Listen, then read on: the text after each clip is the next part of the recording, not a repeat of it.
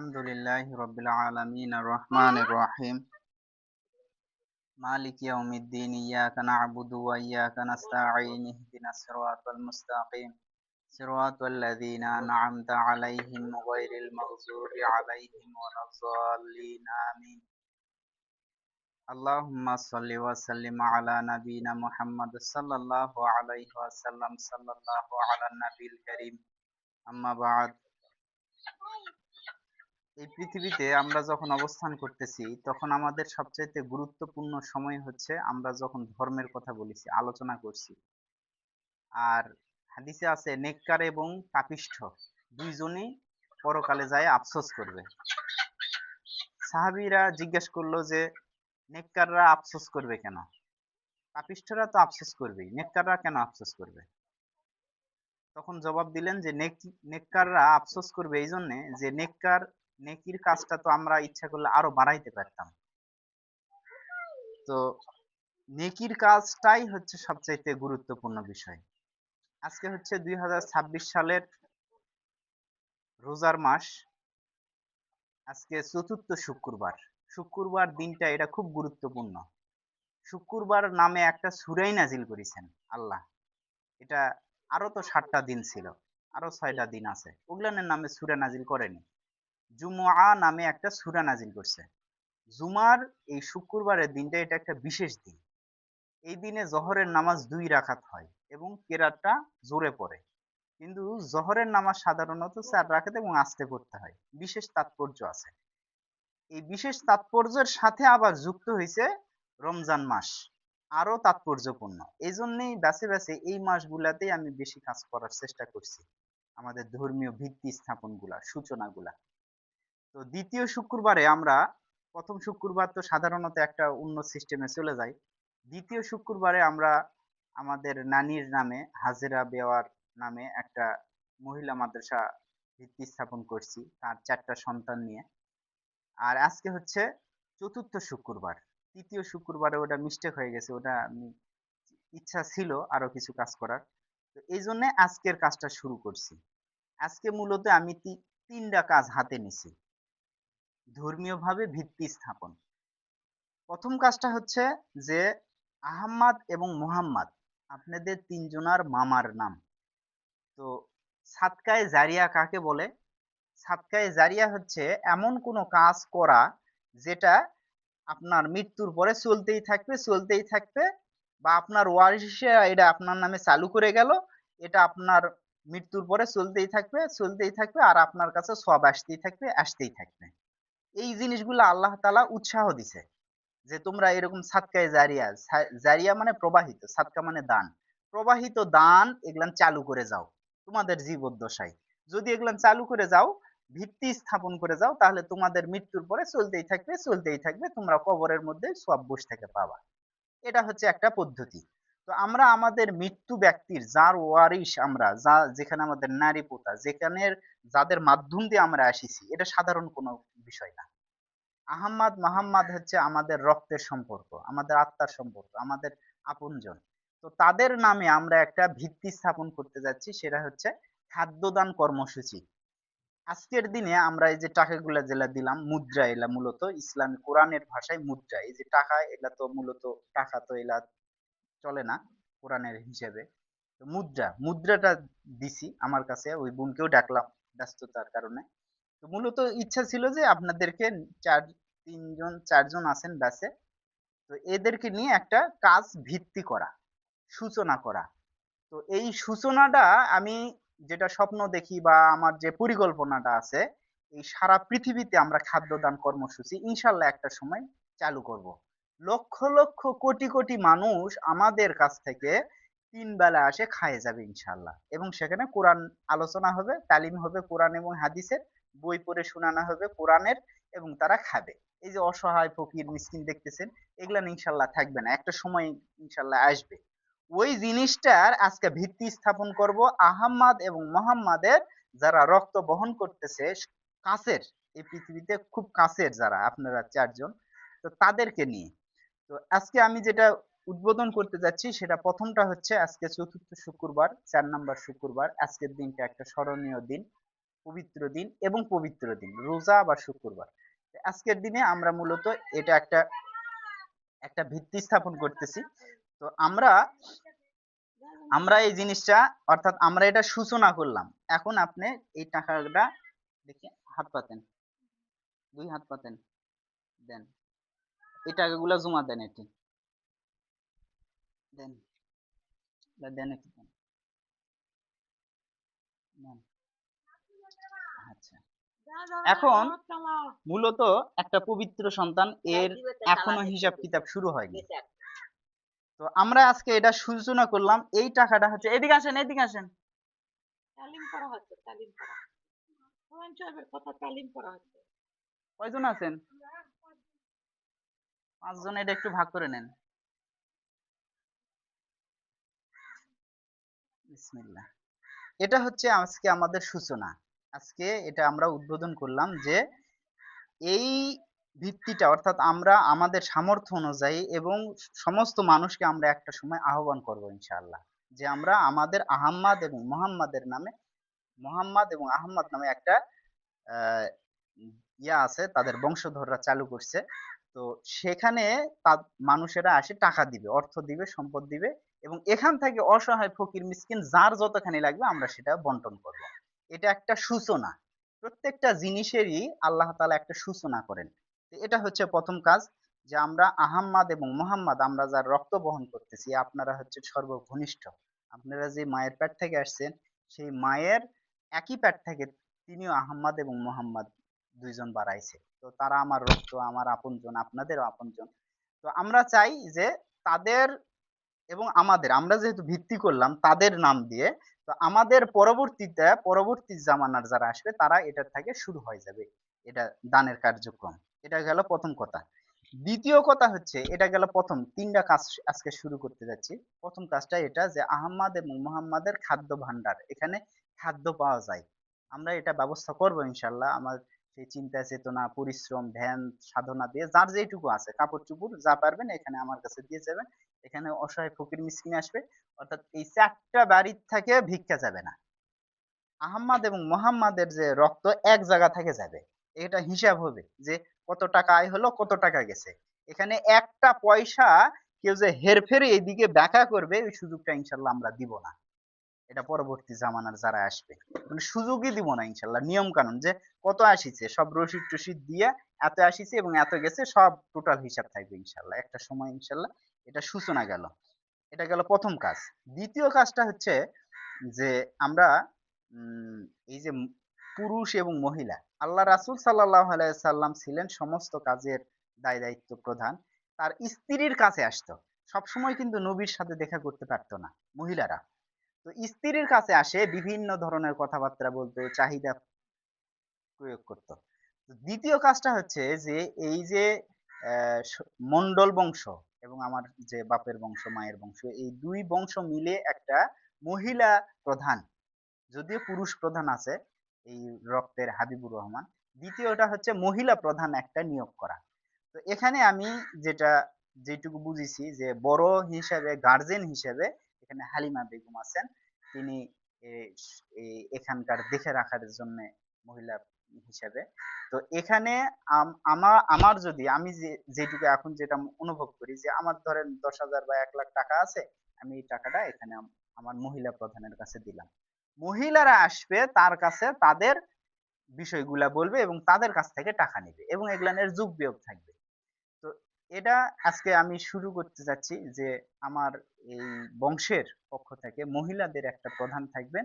তিনি হচ্ছেন হালিমা বেগম, হালিমা বেগম বিনতে ইসমাইল মন্ডল।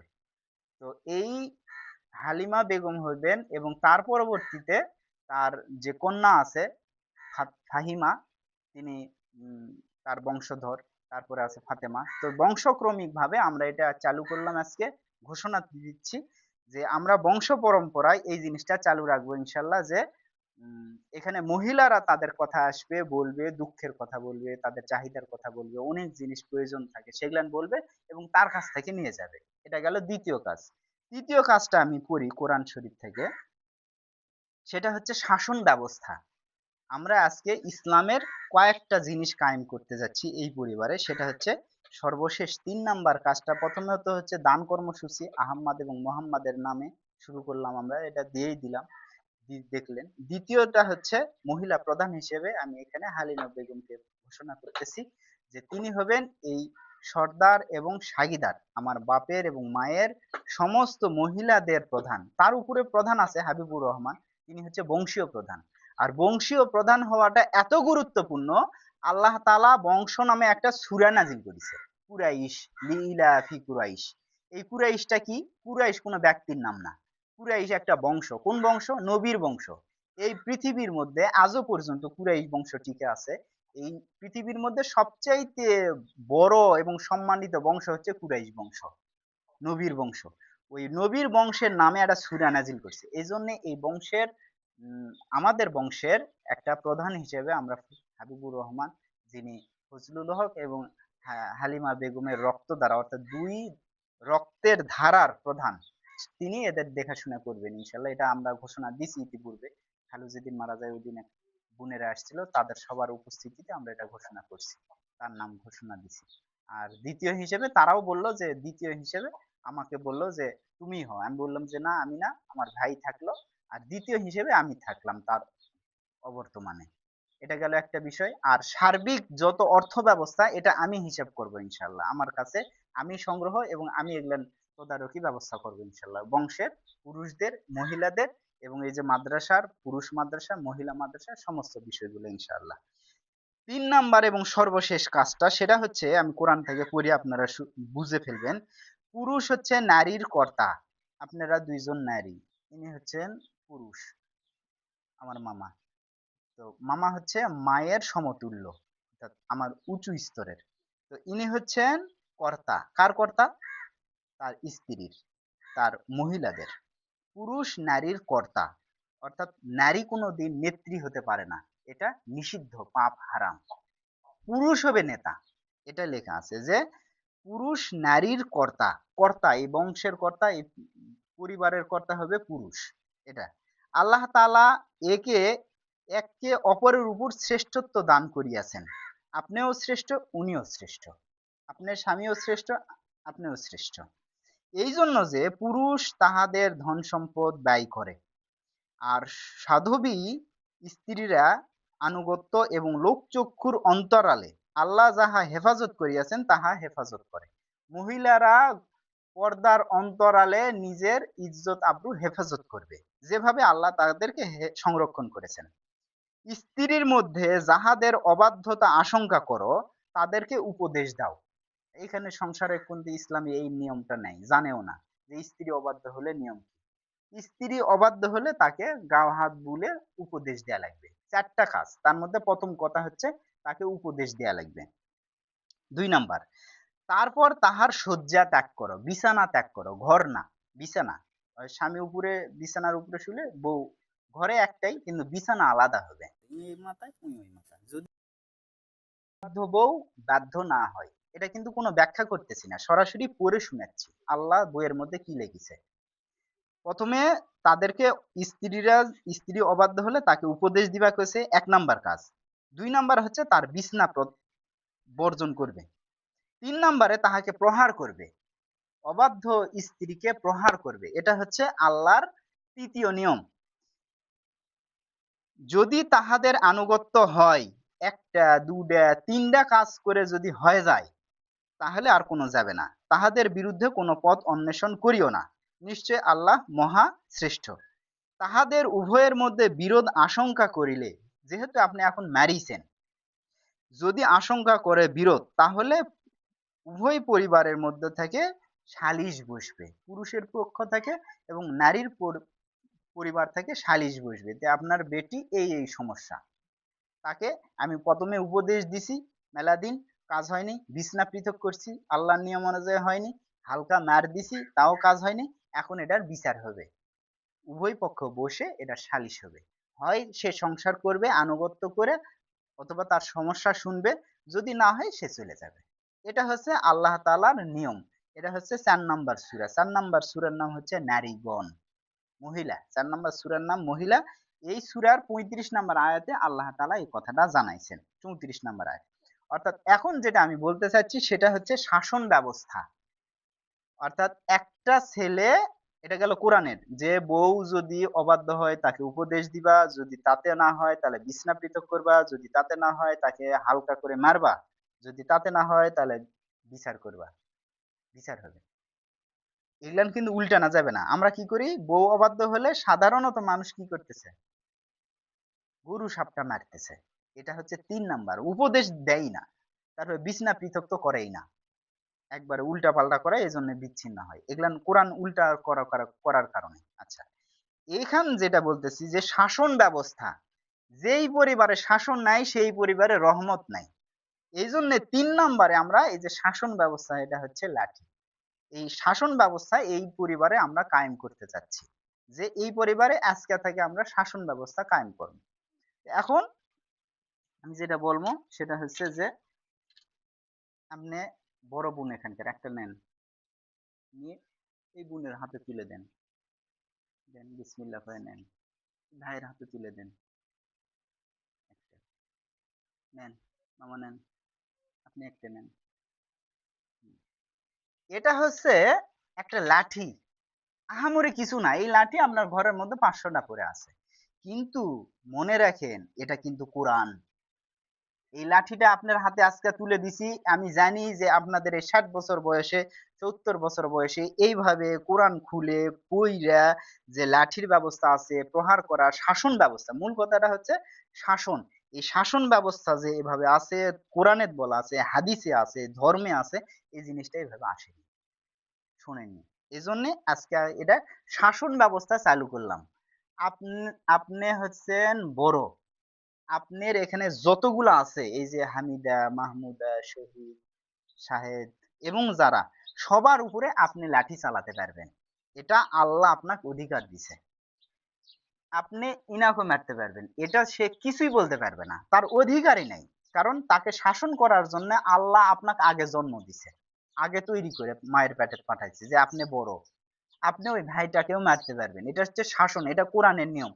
এই কোরআনের নিয়ম আজকে এখানে প্রতিষ্ঠা করে দিলাম। আজকে আমরা প্রথমত হচ্ছে দানের কর্মসূচি, অসহায় ফকির মিসকিন এদেরকে খাদ্য দেয়া, এটা এই ধর্মের মধ্যে সবচাইতে বড় ইবাদত।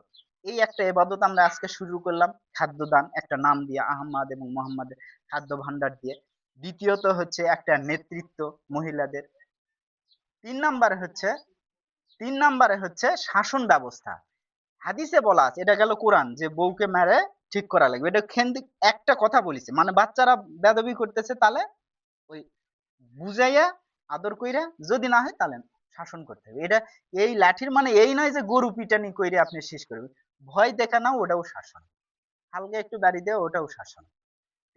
এটা হচ্ছে আজকে 3 নাম্বার কাজ গেল সর্বশেষ, যে হাদিসে বলা আছে বাচ্চা যখন 7 বছর হয় তখন তাকে নামাজের জন্য হুকুম দাও, যদি সে নামাজ না পড়ে 10 বছর বয়সে, চোখে লাগবে, 10 বছর বয়সে তাকে মারো, মেরে নামাজ পড়ানোর কথা বলেছে। এটা হচ্ছে শাসন। এটা আপনারা কম বেশি জানেন যে 7 বছরে ওই হুকুম দিছে নামাজে, যদি নামাজ না পড়ে তাহলে 10 বছর বয়সে মারবে কইছে। হাদিস, তাহলে মানে কোরআনেও আমি আপনাকে বলে দিলাম, হাদিসের কথাও বলে দিলাম, মানে এটা ধর্মের কথা বললাম, এবং ধর্মের এই আইনটা এখানে আমি প্রতিষ্ঠা করলাম আজকে, আল্লাহর ইচ্ছে। আজকে আমরা ধর্মের 3টা কাজ করলাম। প্রথমত হচ্ছে যে আমরা খাদ্যদান, কোরআনে মানুষ যে আল্লাহ নবীর কাছে আসতো, কেন আসতো জানেন? নিজে পেটে পাথর বাঁধা মানুষকে খাওয়া দিত, মানে নিজের বইয়ের যে সম্পত্তি গুলা ওগুলান ভাঙ্গে নিয়ে যায় মানুষকে দিত। এই জন্য মানুষ হুমড়ি খাইয়ে পড়তো। যেখানে মানুষ চুরি ডাকাতি করতেছে, মারে খাচ্ছে, আপনাকে ঠকাচ্ছে, 10 লাখ টাকার জমি 1 লাখ টাকা দিয়ে কিনে খাচ্ছে, আপনাকে ঠকাচ্ছে, সেই জায়গায় নবী চিনা নাই, জানা নাই, পরিচয় নাই, ওই নবী নেতা ওকে মানলেই ওই নিজে না খায় মানুষের খাওয়ায়। অর্থাৎ খাদ্য দেওয়া এটা বিশাল একটা ইবাদত। এই ইবাদতটা আমরা আজকে সূচনা করলাম। আস্তে আস্তে এটা সারা পৃথিবীতে ইনশাল্লাহ আমরা করব, এবং লক্ষ লক্ষ কোটি কোটি মানুষকে একটা সময় ইনশাল্লাহ আসবে যেখান থেকে আমরা খাদ্য দিতে পারবো। আজকে এটা সূচনা করলাম পবিত্র দিন রমজানের, পবিত্র দিন শুক্রবারের। এবং আপনারা আল্লাহ তাআলার একটা বান্দা, এবং আপনাদের নামগুলা আমি মাঝে মাঝেই চিন্তা করি, নামগুলা এত পবিত্র, এত ভালো, হামিদা, মাহমুদা, হালিমা, শহীদ, শাহেদ, এগুলান ইসলাম ধর্মের সর্বোচ্চ বড় বড় পবিত্র নাম। ইসমাইল, হাজেরা, হাজেরা, আহাম্মদ, মোহাম্মদ, এগুলার নামগুলা জানেন? সর্বোচ্চ নাম। এগুলার নামগুলা বাড়াইছে কার কাছ থেকে? ওই যদু মধুর মুখ থাকে, পেটের থেকে এগুলার নাম বাড়ায়নি। ওই লোকটাকেও ভালো পর্যায়ের হওয়া লাগিছে। এই জন্য এই রক্ত সূত্র ধরে আপনারা একটা পবিত্র রক্ত বহন করতেছেন। এই জন্য আজকের দিনে আমরা পবিত্র রক্ত, পবিত্র দিন এবং পবিত্র মাস সব মিলে আমরা আজকে এবং কোরআনের নিয়ম চালু করলাম। শাসন ব্যবস্থা এই পরিবারে শাসন হবে ইনশাআল্লাহ এখন থেকে। যে মানে ভয় দেখাবেন লাঠি দিয়ে, এই যে লাঠি আছে, এই এটা করিস না কেন, কর, শাসন। একটা শাসন ব্যবস্থা কায়েম করলাম। কোরআনের নিয়ম যেটা পড়ে শুনালাম, শাসন করতে হবে। দ্বিতীয়ত হচ্ছে এখানে আমরা খাদ্য কর্মসূচি শুরু করলাম। তৃতীয়ত হচ্ছে মহিলাদের সার্বিক, শুধু বংশীয় না, সারা পৃথিবীর সমস্ত মহিলারা আসে তার কাছ থেকে খাদ্য, এবং তারপরে তার বেটি, তারপরে তার বোন, এভাবে বংশ পরম্পরায় তাদের কাছে ইনশাল্লাহ আসবে। এই হয়েছে আজকের কর্মসূচি। তো এ পর্যন্তই আজকে। দোয়া পড়ে নেই। দোয়া পড়ি। আলহামদুলিল্লাহি রাব্বিল আলামিন আর রহমানির রহিম মালিকি ইয়াউমিদ্দিন। আল্লাহুম্মা সাল্লি ওয়া সাল্লিম আলা নাবিয়িনা মুহাম্মদ সাল্লাল্লাহু আলাইহি ওয়াসাল্লাম। হে আল্লাহ, আমাদের ভুল ত্রুটিগুলো ক্ষমা করে দেন। আমরা শুধুমাত্র আপনাকে খুশি করার জন্য, আমাদের পরবর্তীদের জন্য, আমাদের জীবদ্দশায় যেন আমরা এগুলো কল্যাণ দেখে যেতে পারি। আমরা আজকে খাদ্য কর্মসূচি শুরু করছি। আপনার এই পৃথিবীতে সর্বোচ্চ বড় পর্যায়ের একটা ইবাদত হচ্ছে অসহায়, ফকির, মিসকিন, বিধবা, নারী, শিশু যারা খায় আছে, যারা দুর্বল, তাদেরকে খাদ্য দান করা। এটা হচ্ছে আপনার ধর্মে সর্বোচ্চ বড় পর্যায়ের ইবাদত। আমরা সেই ইবাদতটা আজকে চালু করলাম আল্লাহ। ন্যূনতম হলেও আমরা মুদ্রা দিয়ে আপনার নিয়ম অনুযায়ী আমরা এটা চালু করলাম। আপনি এটাকে কবুল করে নেন। সারা পৃথিবীতে যেন আমরা এটা বংশ পরম্পরায় পুষে দিতে পারি আল্লাহ। আমাদের জীবদ্দশাও যেন আমরা দেখে যেতে পারি সর্বোচ্চ বৃহৎ পর্যায়ে। হে আল্লাহ, এখানে আমরা শান্তির জন্যে, শুধু ভালোবাসা নয়, এখানে শাসন ব্যবস্থা আজকে কায়েম করলাম আল্লাহ। এটাকে কবুল করে নেন। যেখানে শাসন থাকে, যেখানে শাসনের লাঠি থাকে, সেখানে রহমত থাকে। এটা আমরা জানিছি, বহু আগেই জানিছি আল্লাহ। যেই পরিবারে লাঠি ঝুলানো থাকে, শাসনের লাঠি, সেই পরিবারে রহমত থাকে, আপনার দয়া থাকে। এটা আমরা জানিছি আল্লাহ, বহু আগেই জানিছি। যেই পরিবারে শাসন থাকে না, সেই পরিবারে রহমত থাকে না। আমরা সেটা কায়েম করছি আপনার রহমতের আশায় আল্লাহ। আমরা দুর্বল, আমাদেরকে শক্তিশালী করেন আল্লাহ। আমাদের দান কর্মসূচি আপনি কবুল করে নেন। হে আল্লাহ, এটা দ্বারা আমাদের যেন বংশ পরম্পরায় রক্তের পর রক্ত চলতে থাকে, আপনি কবুল করে নেন আল্লাহ। হে আল্লাহ, এই শাসন ব্যবস্থা যেন কায়েম থাকে। হে আল্লাহ, বংশ পরম্পরায় নারীদের যে দুঃখ কষ্ট, নবীর স্ত্রীর কাছে মহিলারা আসতো, মহিলাদের কাছে মহিলারা আসতো, তাদের বিষয়গুলো বলতো, জানতো, নিত। সমস্ত সমস্যাগুলো মহিলার কাছেই বলা যাইতো, যে তার কি কি গোপন সমস্যা তারা বলতো, এবং সেই অনুযায়ী গোপন করতে, সমস্যার সমাধান করতে পারতো। সেটারও আজকে আমরা ভিত্তি স্থাপন করলাম। এই সমস্ত বিষয়কে অসংখ্য মহিলা, নারী, শিশু যারা হাত কাটতে পারে না, যারা মহিলাদের কাছে যায় বলতে পারে বা কাটতে পারে, বলে, তাদের যেন আমরা সাহায্য করতে পারি, আজকে ভিত্তি স্থাপন করলাম। সেই অসহায় মহিলা যারা আছে